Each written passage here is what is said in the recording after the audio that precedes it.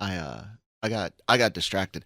I actually was sitting here for a while as I'm make sure everything's recording well, wondering what I would talk about today because it was a slow news week. And yeah, I'm gonna talk the box office, but what else? Why listen to me for 15 minutes or so? So I did think of something to discuss. It's a little bit anime related, but if you're into horror films or anything like that, even like true films, crime films, things. We'll get there. We'll get there. But I have something to say. So good morning or good afternoon, whenever you're listening to this. Maybe good evening. Welcome back to the Daily Cup of Genre here on the Genreverse YouTube channel and Genreverse Podcast Network, available on all of your favorite podcast apps. Give us a follow on that app, such as I don't know, Spotify. And if you are watching us, the channel on YouTube, go ahead and subscribe. Leave thumbs up, down if you need to. Let us know what's up. Comments are very much appreciated. Check out lrmonline.com for written news and reviews, celebrity interviews galore, comic books, everything you can imagine is covered here. The podcast write-ups are there, links to their YouTube or podcast pages all available as well. And like I said, it was a slow weekend. As I zoom in a bit too much, it was a slow weekend. Not a lot was able to go up for lrmonline.com, but hey, it's Monday morning as I'm recording this for you guys. I am trying my hardest to start posting some of the press releases from Crunchyroll. So there is a piece up about the Sasaki and Miyano graduation OVA coming up, but not too much to dig into for now. Like I said, Monday morning. But let's get into the box office. And dear God, is that bright? There we go. A bit better for my eyes. Dismal weekend box office, guys. It's like $61.5 million dollar box office. You have The Nun 2 sitting up at top, 14.7. Look, it's kind of funny that it beat out, and it's happened a lot. There's been horror movies. We've talked about it on this show constantly. How many have done surprisingly well in theaters. But The Nun beating out Haunting in Venice, which is I believe that's the third Perot film. The detective guy, Agatha Christie character. You had Murder Orient Express, Death on the Nile, and then Haunting in Venice. So yeah, those are the big three there. Not my cup of tea. I'm not that literary person. Not that I don't like books. I love books. I'm not that genre. I'm not a detective type fan. Jeez, Kyle, almost outed yourself as a complete idiot now. The rest of it, man, is stuff that's left over. I mean, that's generally how most weekends are. It's mostly stuff that's already been out, especially as you end summer. But I mean, it's stuff that's been there for a while. Big Fat Greek Wedding and Equalizer, they haven't been out as long as some of these other ones. When you think of Barbie, Oppenheimer, Blue Beetle, the Ninja Turtles, which are a few of those are already available on digital, including Barbie, if I'm not mistaken, and I know Ninja Turtles is because it hit fast.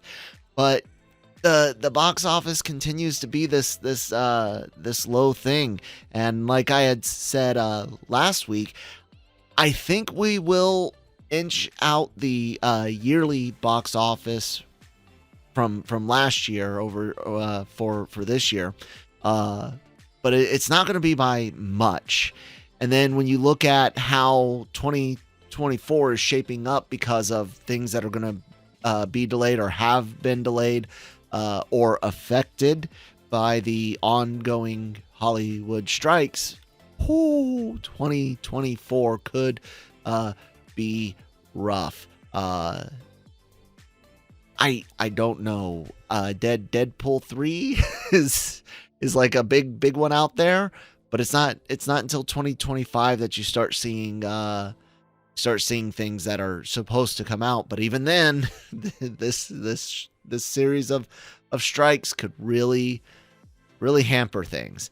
And then you look at other labor things going on that can affect prices and costs of things, especially productions that rely on, I don't know, vehicles that need maintenance. And guys, everything is so connected. And then they think about all the towns and communities that again were reliant on production, cast and crew production for a chunk of change that it's either not happening or it's happening smaller and a lot less. So yeah, that's box office. Now, what I wanted to talk about is a little bit connected to anime. And if you guys didn't know, here on the Genreverse YouTube channel, we do have anime reactions, quite a bit of them, in addition to the news, reviews, Star Wars, Wheel of Time, all sorts of fun stuff, like I said.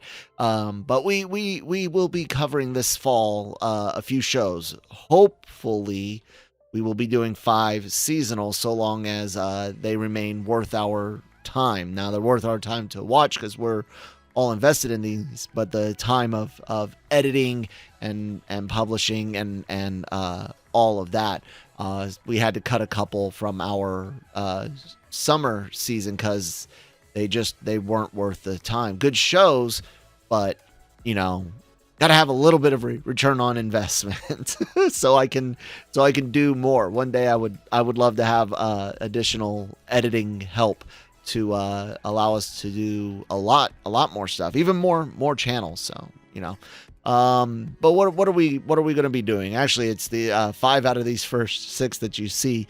Goblin Slayer season 2. Brian and I should be doing that.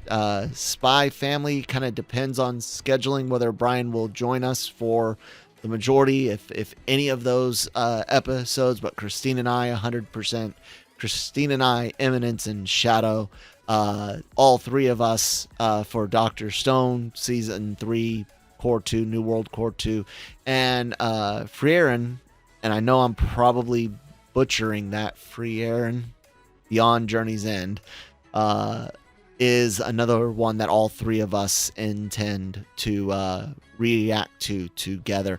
And a little bit about these. The best way to kind of sum up the Frieren Beyond Journey's End is, and I should just call it Frieren.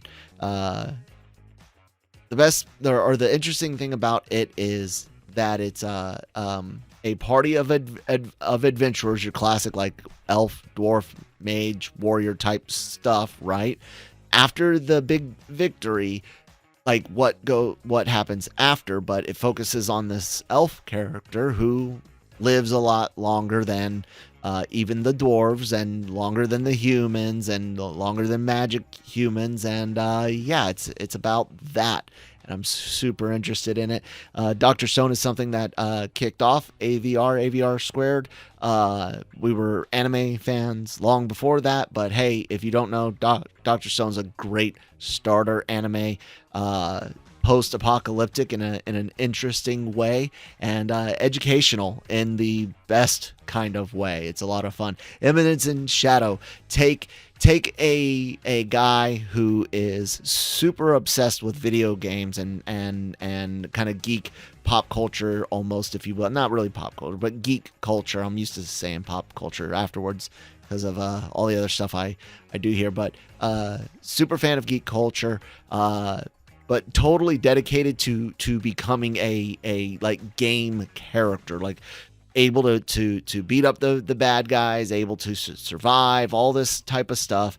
And then he gets to go to a world where magic and stuff is real and is super OP'd, but he's that same person in here, only now he has all the power. So he likes to go and recreate scenes from games and moments in stories that you hear about, like when the female heroine character comes in and the shadowy figure is playing the piano. he straight up steals a piano to set up that scene. Dude quotes, he has his own "I'm Batman" line. Like, it's hilarious. It's great. Love it. Can't wait to see season 2. Spy Family, come on now. It's a spy dad, an assassin mom, and a telepathic kid. What else do you need? But the main reason I wanted to talk about things today was Goblin Slayer. Goblin Slayer season 2. Brian and I did a reaction to season 1, episode 1. I'd already seen season 1, and I'd already seen season 1, and he hadn't. So we wanted to see if he would like the show and see if he wanted to do season 2, because if you don't know, Goblin Slayer covers some really disturbing content. If you know Berserk, then you know Goblin Slayer. And the way I understand it, I haven't seen it, but if you know Redo of Healer, then you know some stuff in Goblin Slayer, right? The interesting thing about a lot of hate towards Goblin Slayer for what it shows is I don't think people appreciate what it doesn't show. There are some disturbing images and sounds, and even indirect images where you see shadows of stuff. Very disturbing, and it's not meant to take light at the subject matter, which is of sexual assault and rape nature. So be blunt, it is graphic. However, there's been worse on film and in anime, and what I meant by people don't appreciate what they didn't show is how well I think the animators went through, and the director, the creator went through to make sure you had maximum discomfort with the minimum amount of stuff shown. And that's not to make light of what they did show. But yeah, it was something that after watching that first episode, Brian and I really noticed. And we're not saying anyone who couldn't get through episode 1 should go back and give the show a chance or anything like that. But that is the worst of it. If you can skip that, there is one other not even semi, but rough scene the way I can remember it in season 1. But I don't know anything about season 2. I've not read the light novel or anything like that. This is not me saying people should go give it a chance. Just one of those interesting things that we kind of noticed about it. And in horror movies, like I said, there has been worse in film and television, so to speak. Things that have shown a lot more graphicness, and you think of something like I Spit on Your Grave, even, and yeah, that movie brought up a lot of controversy when it came out, and rightly so. Just like Goblin Slayer deserves the controversy, it deserves to have a discussion about what is shown, what isn't shown, what is good for story, what is gratuitous. But I can't help but wonder if a lot like Mushoku Tensei, if anime doesn't get a bigger spotlight on it than some other formats, simply because it's anime. And people still in an age of American Dad and Family Guy, South Park, Futurama, like in a day where we have had decades of Western animation meant for adults at various levels. Like I wouldn't Family Guy, American Dad, that's this adult, and then South Park's more this adult. But we've had this stuff for decades. But so many people still look at anime like it's Pokemon and Dragon Ball and for kids. And if you're going to put something like that in anime, then you're trying to target it at kids, and that's not necessarily the case. So, yeah, that was kind of what I was like. You know what? I want to kind of stand on a soapbox and say, hey, it's bad. It's rough, and if you can't stomach it, don't watch it, don't try it. But you know what? There is worse, and there is something to say about how uncomfortable they can make you without showing you the worst, and having you almost plug in the visual holes, if you will. God, that was awful. Wrong imagery for metaphor. But if you're able to fill in the blanks because of what they leave out, it makes it even worse. It's very, very discomforting, and it's meant to be. And I think Goblin Slayer did a good job at that. So yeah. Anyways, short show. I managed to talk a little bit more than I thought I would. Check out more podcasts here if you're listening to us.